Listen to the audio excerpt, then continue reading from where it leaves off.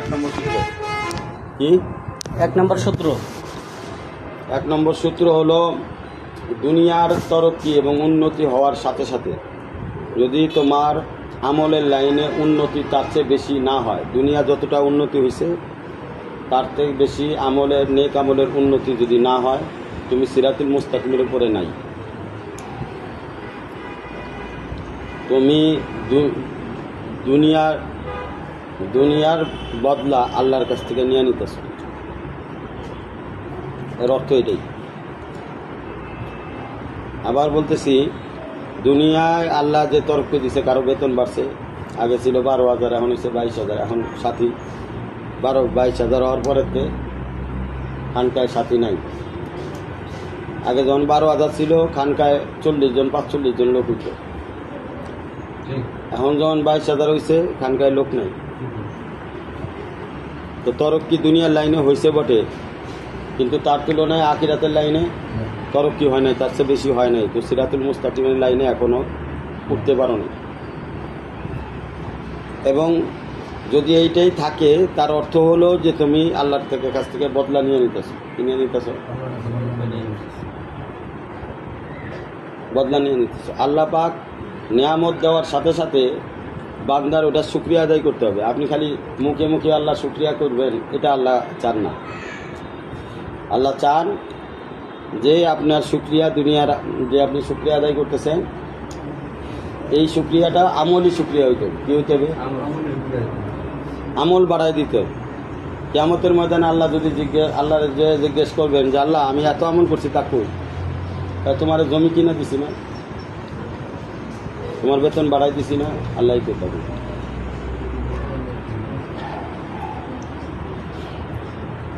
একজন আলেম যখন আল্লাহর কাছে যাবে, দলিল আলেম বলবে তুমি আমার জন্য কি করছো? আমি এই করছি। আল্লাহ করবে না, এগুলো নাম কামানোর জন্য করছো, আমার জন্য করো না।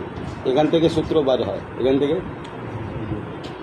যদি তুমি তোমার আখিরাতের উন্নতি দুনিয়ার উন্নতি চাইতে বেশি না হয়, তাহলে সিরাতুল মুস্তাকিমের পথের উপরে এখনো উঠতে পারো নাই। এবং তুমি দুনিয়া বদলা হিসাবে নিয়ে নিতেছো। বদলা হিসাবে ফলাফলে কিয়ামতের ময়দানে কিছু পাওয়া যাবে না। আল্লাহ বলছে মান কানা ইউরিদু হারসাদ দুনিয়া, যে দুনিয়ার লোভ করলো, নুতিহি মিনহা, আমি তাকে দিব। ওয়ালাহু আখিরাতু মান নাসিব, সে আখিরাতে কিছুই পাবে না। তার মানে এই সূত্র অনুযায়ী বোঝা যায়, যদি দুনিয়ার থেকে আখিরাতের তরক্কি বেশি না হয়, আমল যদি বেশি না হয়, তাহলে সে এই দুনিয়াটা তার বদলা হিসাবে হয়ে গেছে। কি হয়ে গেছে? শয়তান বদলা নিয়ে নিছে। শয়তান বদলা নিয়ে নিছে, বা ফেরাউন বদলা নিয়ে নিছে, সাদ্দাত বদলা নিয়ে নিছে, কারুন বদলা নিয়ে নিছে। তুমিও তোমার বউ বাচ্চার লেগে চিন্তা করো, কাফেররাও তার বউ বাচ্চার লেগেই চিন্তা করো। তো তোমার আর কাফের মধ্যে পার্থক্য বলো? এটা আমি কালকে আমার ওয়াইফের সাথে আলাপ করছি আসার পথে। আমি বললাম যে দেখো, আমিও আমার বউ বাচ্চার জন্য চিন্তা করি, কাফেররাও তাদের বউ বাচ্চার জন্য চিন্তা করে, একই ঘটনা, একই। তো এটার মধ্যে আমার আর কাফেরদের মধ্যে পার্থক্য থাকলো কেন? আর বললাম যে কুফুরি 2 প্রকার। কুফুরি কয় প্রকার? একটা হলো সরাসরি কুফুরি, আর একটা হলো সব কিছুই আছে, মানে নিজেরটা, নিজের মন যেটা কয় এটাই। এই জন্য মন হচ্ছে নফস। মনকে কি বলা হয়? মনই হচ্ছে নফস। মনই হচ্ছে নফস। যে নফসের তাবে থাকলো, সে আল্লাহরে পাবে কি করে? তো এই জন্য খেয়াল রাখতে হবে, সূত্র হলো দুনিয়ার তরক্কির সাথে সাথে তার আমলিক তরক্কি দুনিয়ার তরক্কির থেকে বেশি হইতে হবে। বেতন 12,000 ছিল, 22,000 হয়েছে। 22,000-এর বদলায় তুমি কি করছো? আল্লাহ প্রশ্ন করলে কি উত্তর দিবে? তোমার জমি ছিল না, জমি আল্লাহ দিয়ে দিছে, এর বদলায় তুমি কি করছো? আল্লাহ যদি প্রশ্ন করে, তুমি এটার কি উত্তর দিবে? আল্লাহ নামাজ কালাম পড়ছি। নামাজ কালাম যখন তোমার বেতন 12,000 ছিল, সেই সময় পড়ছো। মেহনত করছি, মেহনত তো ওই সময় করছো, ওই রকম করছো, কিন্তু মেহনত পরে কমে গেছে কেন? 22,000 যখন বেতন হলো, তোমার মেহনত কেন কমছে? এই জন্য যেগুলো কমে গেছে, ওইটা বদলা হিসাবে পেয়ে গেছে।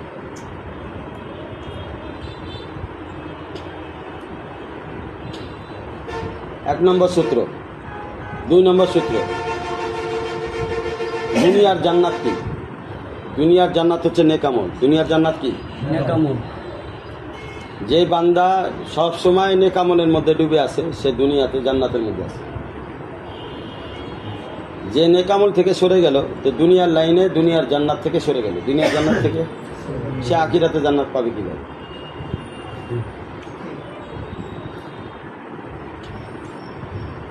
সে দুনিয়াতেই দুনিয়ার জান্নাত থেকে সরে গেছে, নেকামল তার কমায় দিছে। আগে মার কাছে রেগুলার আসতো জোনার সাথীরা, যখন বিয়া শাদী করে নাই রমজান, রাকিব টকিব এরা রেগুলার এখানকায় আসতো। এখন বিয়া শাদী করছে, এখন আগে খুঁজে পাওয়া যায় না। জান্নাতকে সরে গেছে না, দুনিয়া জান্নাতকে সরছে কিন্তু যেটুকু পরিমাণ জান্নাত থেকে সরছে অতটুকু পরিমাণ খাইটা তারপরে জান্নাত। এবার প্রশ্ন তোমার কাছে যে তুমি জান্নাতে দুনিয়ার জান্নাতে কতটুকু পরিমাণ আসো? যেই পরিমাণ তুমি দুনিয়ার জান্নাতে আসো আখিরাতে সেই পরিমাণ জান্নাতে থাকবা। যেই পরিমাণ তুমি দুনিয়ার জান্নাত থেকে সরলা আখিরাতে সেই পরিমাণ খাটনি তোমার খাইটা পড়ে যাওয়া। এটা পার্সেন্টেজ তুমি বের করতে পারবা। আর নিজেরা প্রশ্ন করলেই বুঝা যাবে যে তোমার খাটনি আখিরাতে কত দূর আছে।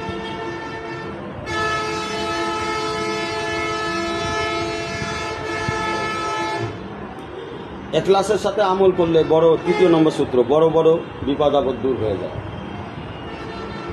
ইখলাসের সাথে আমল করলে। কিন্তু এটা জান্নাতের গ্যারান্টি কার্ড না।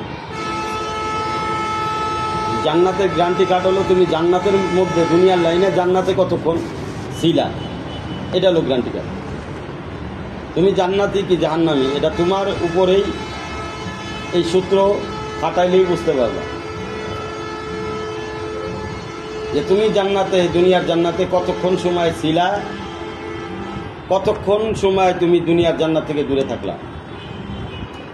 রমজান রাকিব ওনারা এবং তোমরা যারা আগে ছিলা মেহনত করছো সেই সময় তোমরা পুরা দুনিয়ার জান্নাতের মধ্যে ছিলা, আখিরাতেও জান্নাত তোমার জন্য ওই সময় বড় হয়েছে।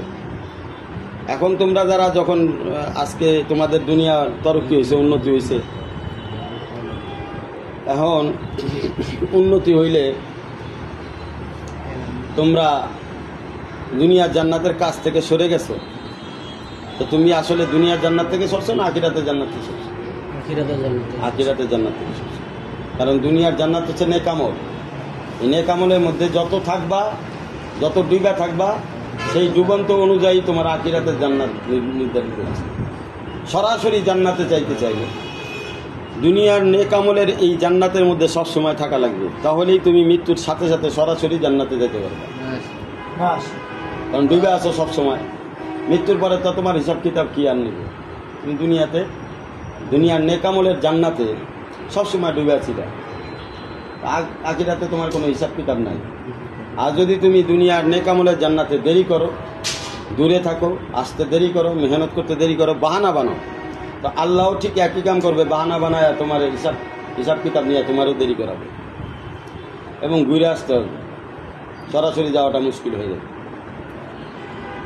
আপনারা জানেন যে আল্লাহ রসুল 10 জন সাহাবীর জান্নাতি ঘোষণা করছে। 9 জন সাহাবীর নাম করার পরে একজন সাহাবীরে খুঁজে পাওয়া যাচ্ছে না। বড় টেনশনে পড়ে গেছে, বড় চিন্তায় পড়ে গেছে। অনেক ধ্যানে থাকার পরে যায় লাস্টে বিকালের টাইমে একেবারে আসর করে মাগরিবের কাছাকাছি সময় তখন যায় আল্লাহ রসুল আব্দুর রহমান ইবনে আউফের নাম ঘোষণা করছে। আব্দুর রহমান ইবনে আউফ কেমন সাহাবী ছিল? তো সব থেকে মক্কার মধ্যে মদিনার মধ্যে ধনী সাহাবী ছিল। আবার ওনার ব্যাপারে বলা হয় উনি ছিলেন দানবীর। কি পরিমাণ অর্থ আল্লাহ রসুলের পিছনে খরচ করছে তার হিসাব নাই। অথচ ধনী হওয়ার কারণে আল্লাহ রসুলের আকাঙ্ক্ষা থাকা সত্ত্বেও দেরি হইতেছে তার আসতে, তার নাম আসতে। একজন সাহাবী ধনী হওয়ার কারণে এতবীর দানবীর হওয়ার পরেও তার যদি হিসাব কিতাব দিতে দিতে দেরি হয়ে পড়ে যায় নাম আসে, তো তোমার নাম কোন জায়গায়? এইবার হিসাব সূত্র লাগাও। যারা দুনিয়ার তরক্কিরে আল্লাহর মহব্বতের কেন্দ্রবিন্দু বানাইছো আর আমল থেকে সরে যাইতেছে, তাদের অবস্থা কি হইতে পারে? হিসাব দিতে দিতে তার আগে আমরা গরিব শরীফ যারা আছি 500 বছর আগে জান্নাতে যাবো। ঠিক আছে, এই জন্য দুনিয়ার তরক্কির সাথে সাথে প্রথম নম্বর সূত্র আখিরাতের তরক্কি বাড়াইতে হবে, তাহলেই তুমি সিরাতুল মুস্তাকিমের উপরে আসো। যদি দুনিয়ার তরক্কি হওয়ার কারণে, উন্নতি হওয়ার কারণে আখিরাত তোমার থেকে ছুটে যায়, তাহলে তুমি সিরাতুল মুস্তাকিমের উপরে না। পুরা দুনিয়াদার মানুষগুলো এই সূত্রের মধ্যে ধরা খায় না, কি যাবে সব। এবার জৈনা মাওনা নয়নপুরের দিক তাকায় দেখো, ধনী লাও তাকায় দেখো, ওরা কোন সূত্রের মধ্যে পড়তেছে, কোন সূত্রের মধ্যে ধরা খায় যাচ্ছে। এবং দ্বিতীয় সূত্র জান্নাতি কি জাহান্নামী, এটা তোমার আমলেই তোমাকে বলে দিবে। যদি তুমি নেক আমলের মধ্যে সবসময় ডুবে থাকো তো তুমি জান্নাতি, এবং এই অবস্থায় তোমার যদি মৃত্যু হয় তো তুমি সরাসরি যাইবা, তোমার কোনো হিসাব কিতাব নেই। আর যদি কোনো কারণে বিফলে যায়, তুমি যদি নেক আমলের জান্নাত থেকে, দুনিয়ার এই নেক আমলের জান্নাত থেকে দূরে চলে যাও, তাহলে কাজ হবে না। কারণ দুনিয়ার এই নেক আমলের ক্রান্সি এইটাই আখিরাতে জান্নাতের মুদ্রা হবে। কি হবে? মুদ্রা হবে, জান্নাতের টাকা হবে, যেটা নিয়ে তোমার যাইতে হবে। বাংলাদেশের টাকা এটা আমেরিকায় গেলে কমে যায়, কারণ কি? কারণ আমেরিকার মুদ্রার দাম বেশি, টাকার দাম বেশি, মূল্য বেশি। তাই জান্নাতের মূল্য বেশি, এটা দিতে হলে দুনিয়া তোমার বেচতে হবে আল্লাহর কাছে। দুনিয়া কি করতে হবে? কার কাছে বেচতে হবে? আল্লাহর কাছে। দুনিয়ার সব থেকে বড় নিয়ামত কি? তোমার সন্তান, এটা আল্লাহর কাছে বেচা লাগবে। 2 নম্বর নিয়ামত কি? তোমার বিবি, এটা আল্লাহর কাছে বেচা লাগবে। 3 নম্বর নিয়ামত কি? তুমি নিজে, তোমারও আল্লাহর কাছে বেচা লাগবে। আল্লাহ বলে ইন্নাল্লাহ হাশতারা মিনাল মুমিনিনা আনফুসাহুম বিআন্না লাহুমুল জান্নাহ। আল্লাহ বলে মুমিনের জানমাল সময় আমি সব জান্নাতের বিনিময়ে কিনে নিছি, তুমি বিক্রি হয়ে রয়েছো। তুমি আবার বিক্রি জিনিসের পাহারা দিতে গিয়া তুমি আল্লাহ থেকে দূরে সরে যাও কি? তোমার না, আল্লাহ বলতেছে তুমি জান্নাত চাও না, কাহা তাহলে সব আমার, তুমি সহ, তোমার স্ত্রী সহ, তোমার সন্তান সহ, তোমার স্থাবর অস্থাবর সম্পত্তি সহ তুমি আমার। সুতরাং তুমি এখন আল্লাহরে কি দেখাইতেছ? এইগুলোর কারণে তুমি যদি আল্লাহ থেকে দূরে সরে যাও তো তুমি সিরাতুল মুস্তাকিমের উপরে নাই, সিরাতুল মুস্তাকিমের উপরে নাই। আল্লাহ বলতেছে হ্যাঁ, মা ওয়াদ্দাকা রব্বুকা ওয়া মা ক্বালা। আল্লাহ রাসূলকে বলতেছে ওয়ালাল আখিরাতু খায়রুল লাকা মিনাল উলা। আল্লাহ বলতেছে আখিরাত দুনিয়ার থেকে উত্তম, তুমি আখিরাতকে প্রাধান্য দাও। আল্লাহ রাসূল সাল্লাল্লাহু আলাইহি ওয়াসাল্লামকে বলতেছেন আল্লাহ রাসূল হাদিসে বলতেছেন আর দুনিয়া মালউনাতুন মাদউনুন মা ফিহা ওয়া মা ওয়ালাহু। দুনিয়াকে আল্লাহ পাক লানত করছেন, অভিশপ্ত বানাইছেন, এবং দুনিয়ার মধ্যে যা কিছু আছে সবকে আল্লাহ রাসূল বলতেছে সব অভিশপ্ত। এখন তুমি যদি অভিশপ্ত জিনিস নিয়ে খুশি হয়ে যাও আর দিনের থেকে সরে যাও, তোমার আমল কমে যায়, তো তুমি তো অভিশপ্তের মধ্যেই আছো, তুমি জান্নাত পাবা দিল? তুমি তো আল্লাহর নিয়ামতের মধ্যে নাই। হ্যাঁ, এই অভিশপ্ত জিনিস, ওই যে কালো টাকা সাদা বানায় না, এই যে অভিশপ্ত জিনিস মানে কালো জিনিস, এটা সাদা বানাবে কেন? কারণ নেক আমলের মাধ্যমে। তার মানে তোমার দুনিয়া যে পরিমাণ আছে তার থেকে যদি আমল বেশি থাকে, তাহলে তোমার এই দুনিয়াটা আখিরাত হয়ে যাবে। দুনিয়াটা কি হয়ে যাবে? আখিরাত হয়ে যাবে। তখন এই কালো, এই দুনিয়া, অভিশপ্ত দুনিয়া তোমার জন্য নিয়ামত হবে। আর যদি তা না হয় তাহলে বুঝতে হবে তুমি পথভ্রষ্ট হয়ে গেছো, এবং তুমি দুনিয়ার বদলা আল্লাহর কাছ থেকে নিয়ে নিতেছো আখিরাতের বিনিময়ে। আখিরাতটা বিক্রি করে দিতেছো। যেখানে আল্লাহ তোমার দুনিয়া বিক্রি করে আখিরাত বানাইতে গেছে, সেখানে তুমি আখিরাত বিক্রি করে দুনিয়া বানাইতেছো, তো বদলা হয়ে যাচ্ছে। আল্লাহ যদি প্রশ্ন করে তোমার এক কাঠা জমি দিছিলাম, তোমার ছিল না, আমার কাছে কান্নাকাটি করছিলাম, আমি দিছিলাম, এই 1 কাঠা জমির বিনিময়ে তুমি আমারে কি দিছো? আল্লাহ আমি এই করছি, ওইটুকু তো আগে ছিল, কান্নাকাটির পরে যে আমি 1 কাঠা জমি দিলাম তোমার কথারে, তোমার দোয়ার কারণে, সেই 1 কাঠার বিনিময়ে তুমি আমল কি বাড়াইছো, আমারে অতিরিক্ত কি দিছো? উত্তর তোমার কাছে নাই। তাহলে ওই 1 কাঠার পরিমাণ যেটা দিছি ওইটা বেশি দিছি না, তো ওইটা বদলা হয়ে যাক, এটা কি হয়ে যাক? হবে। কেনা বেচা লেনদেন, তো কেনা বেচা লেনদেন আল্লাহর সাথে বান্দার, এটাই হিসাব। আল্লাহ কোরআনে কোথাও বলে নাই যে আমি তোমার ফিরি ফিরি কিছু দিব, সব জায়গায় শর্ত লাগাইছি, সব জায়গায় ইনকাংসুরুল্লাহ ইয়াংসুরুকুম, আমার সাহায্য করলে আমি তোমার সাহায্য করব, সব জায়গায় শর্ত লাগাইছে। কোরআনে যে কয়টা জায়গায় আল্লাহ বলছে ইনতাক্তাকু, তুমি তাকওয়া অর্জন করো তো তোমার জন্য রাস্তা আমি বের করে দিই, শর্ত লাগাইছে। কোরআনে কোথাও আল্লাহ কয় না যে তোমার এমনি ফিরি ফিরি আমি দিয়ে দিই। বুঝাইতে পারছি? আল্লাহ পাকের রহমত শর্তের সাথে সম্পর্ক। আর তুমি দুনিয়া তরক্কির সাথে সাথে তোমার যদি আখিরাতের তরক্কি না হয়, তাহলে বুঝতে হবে যে তুমি সিরাতুল মুস্তাকিমের পথ থেকে সরে যাচ্ছ। এটা আস্তে আস্তে তোমাকে কুফুরির লাইনে নিয়ে যাবে। দ্বিতীয় নম্বর কুফুরি হলো নফসে। নফস মানেই হলো মন। দেখো আমি তোমাদেরকে কালকে আমি বলছিলাম, এ হলো কলব। কলব মানে বাম বুটের বোটা আছে, ঠিক এর নিচে হচ্ছে কলব।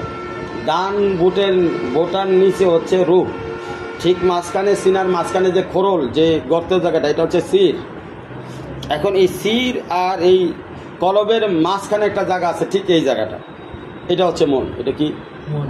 এটা হচ্ছে নফসের মাথা। এটা কি? আর নফসের পাও হচ্ছে নাভির নিচে। নফসের পাও, হাত পাও, তাইলে এখান থেকে যদি অ্যাঙ্গেল করো 36, হ্যাঁ না, এটা হচ্ছে 360 ডিগ্রি অ্যাঙ্গেল, 360 ডিগ্রি অ্যাঙ্গেল হইতেছে। বুঝাইছে? তো তোমার এই ঠিক এই জায়গাটায় হলো শয়তানে বসবাস করে। ঠিক এইটা হচ্ছে কলব, এটা হচ্ছে সিরাতুল মুস্তাকিম। ঠিক সিরাতুল মুস্তাকিমের মাথায় একেবারে পাশেই মনের মাঝখানে, একটা মন তো মাথা নফসের, এই মাথার মধ্যে বয়ে থাকে, বইয়া ও পুশ করতে থাকে বিভিন্ন কথা। কি করতে থাকে? বিভিন্ন কথা পুশ করতে থাকে। এটা রিসিভ করছো কি বিপদ? রিসিভ করছো কি? তুমি যদি একটা পুশ, শয়তানে পুশ করছে, একটা রিসিভ করো, ওই একটা রিসিভ করলে ওইটার যে জ্বালা, এই যন্ত্রণা 6 মাস পর তুই।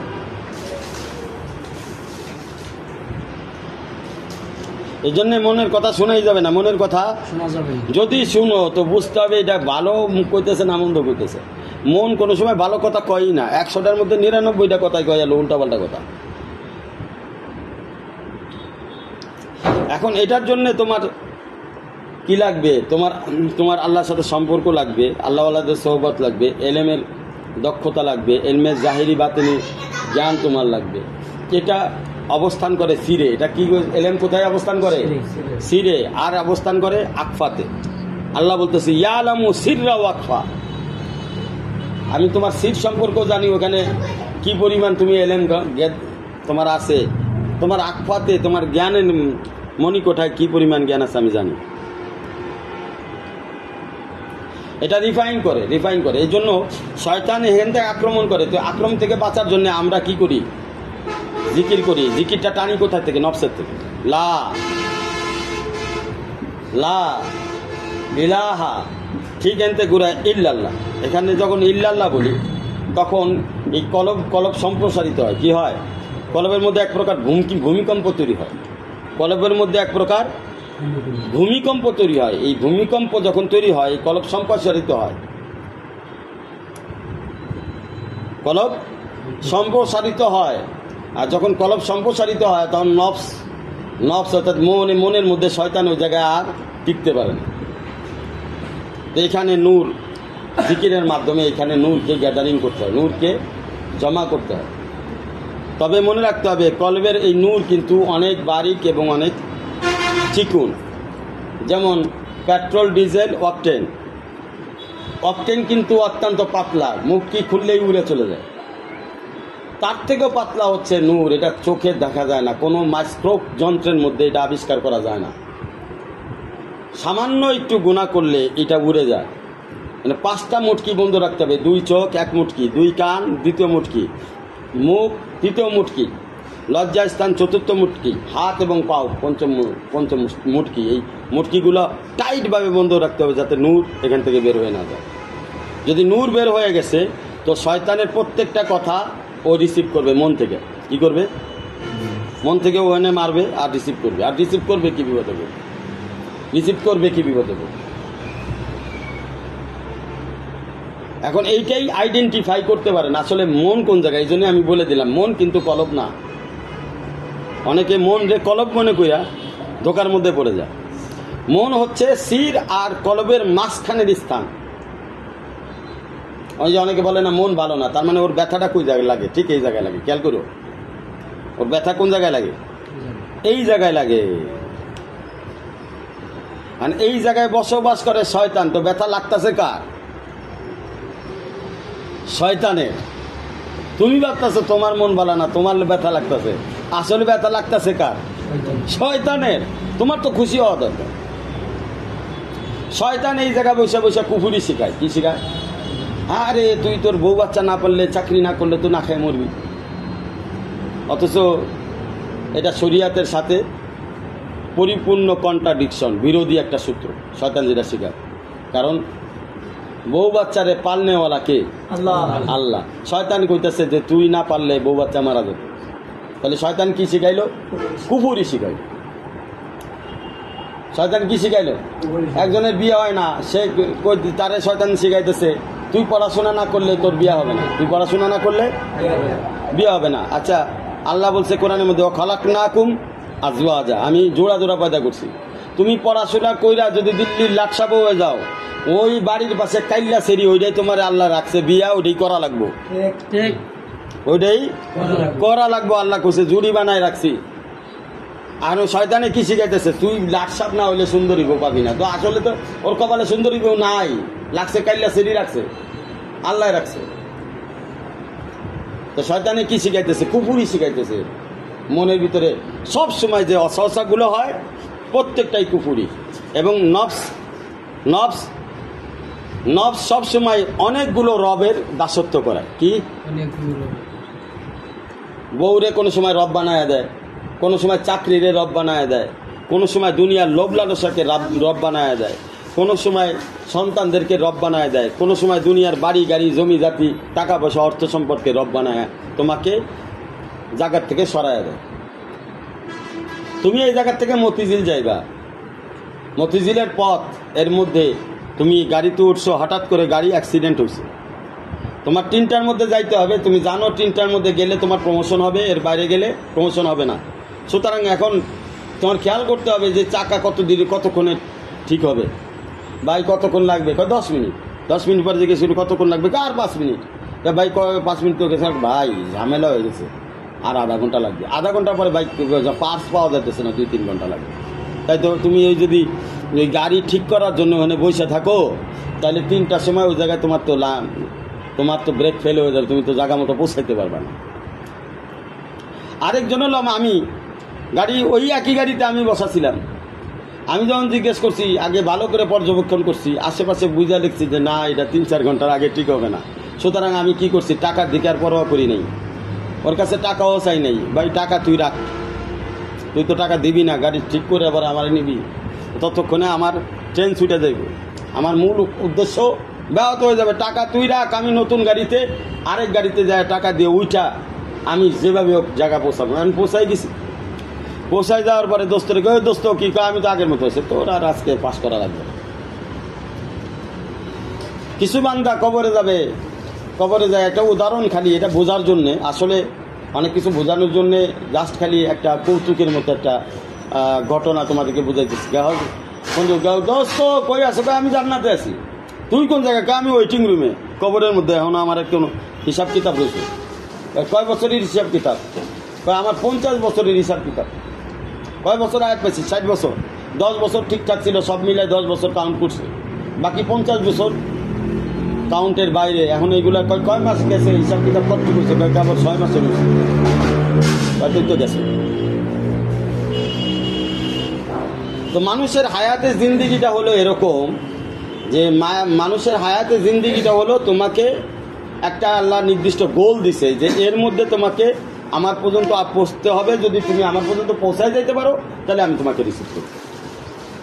এখন শয়তানের কাম হলো তোমার বউ সমস্যা, বাচ্চার সমস্যা, অমকের সমস্যা, এলাকার সমস্যা, জমি জাতির সমস্যা, ওরে জিনে ধরছে, ওরে ভুটে ধরছে, ওরে মাইরে হেলতেছে।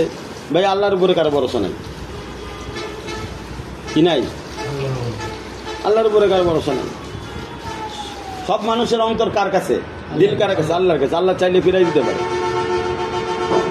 কারো আল্লাহর উপরে ভরসা নাই। সব এগুলা দেখা তাদের জীবন এদের পিছনে খরচ কইরা মারামারি, লড়াই, মামলা হামলার পিছনে ঘুইরা তাদের জীবনের কারো 20 বছর নাই, কারো 30 বছর নাই হায়াতে জিন্দেগি, কারো 40 বছর নাই, কারো পুরো জীবন জেলে দিতেছে। যদি এরকমই হয় তাহলে এই বান্দা কিভাবে জান্নাতে সরাসরি যাবে? তার তো এই চিন্তা করার কথাই না। সে যখন বুঝছে যে আমার মালিক হচ্ছে আমার নির্দিষ্ট গোল, আমার ওই পর্যন্ত পৌঁছাইতে হবে, তখন তো সে তার জান মাল সময় সব কোরবানি দিয়ে দিবে। চিন্তা করবে যেভাবে ওই আল্লাহ পর্যন্ত পৌঁছেছি। আমাদের শরীরের মধ্যে দুনিয়া আখিরাত আছে। তা আমরা নামাজ পড়ি সামনে, জিকির করি সামনে, নাকি পিছনে জিকির করি? আল্লাহ পিছনে জিকির করি, পিছনে কোনো কিছু আছে নাই। পিছনে চলাফেরা করি, পিছন দিয়ে চলি না। পিছনে নামাজ পড়ি, সেজদা পিছন দিয়ে দেই না, সামনে দিয়ে দিই। তো সামনেরটা হলো আখিরাত, পিছনেরটা হলো আমার দুনিয়া, যেটা আমি প্রতিনিয়ত ফেলায় আসতেছি, রাইখা আসতেছি। আগে আমার চাচা চাচি নানা নানি ছিল, তাদেরকে আমি রাইখা চলে আসি, এখন তারা আমার কাছে নাই। আগে আমার বাবা মা ছিল, একটা সময় তারাও আমার কাছ থেকে সরে যাবে। আগে আমার সন্তান ছিল, একটা সময় তারাও আমার থেকে জুদা হয়ে যাবে। তার মানে দুনিয়া পিছনে ফেলায় চলে আসা। যেই জিনিস পিছনে চলে যাবে সেই জিনিস নিয়ে যার ফিকির হয়, সে তো আসলে মানুষের কাতারে নাই, সে জানোয়ারের কাতারে। তো জানোয়ারের আমলনামা আল্লাহ কেমনে দিবে? জানোয়ারের মতো করে দিবে। কিয়ামতের ময়দানে আল্লাহ পাক মাথাটারে দিবে ঘুরাইয়া, কি দিবে? পিছনের দিকে ঘুরাই দিবে। আটটারে ভাঙ্গা পিছনের দিকে দিয়া, তারপরে পিছনে আমলনামা বাম হাতে ভাঙ্গা পিছনে দিয়া, মাথাটা পিছন দিয়ে ঘুরাইয়া, গাটটা গিরিটা পিছনে ঘুরায় পরে আমলনামা বাম হাতে দিবে। আমলনামা, কারণ তুমি যেটা করছো সেটাই ফলাফল। সুতরাং বন্ধুরা আমার, আমি 3টা সূত্র বলছি। কয়টা সূত্র? 1 নম্বর, মনে রাখবা যে দুনিয়া তরক্কি হওয়ার সাথে সাথে তার চেয়ে বেশি আখিরাতের তরক্কি হতে হবে। তাহলে এই দুনিয়া তোমার জন্য সিরাতুল মুস্তাকিম। আর যদি দুনিয়ার তরক্কির থেকে আখিরাত কমে গেছে, তাহলে তুমি সিরাতুল মুস্তাকিমের উপরে নাই।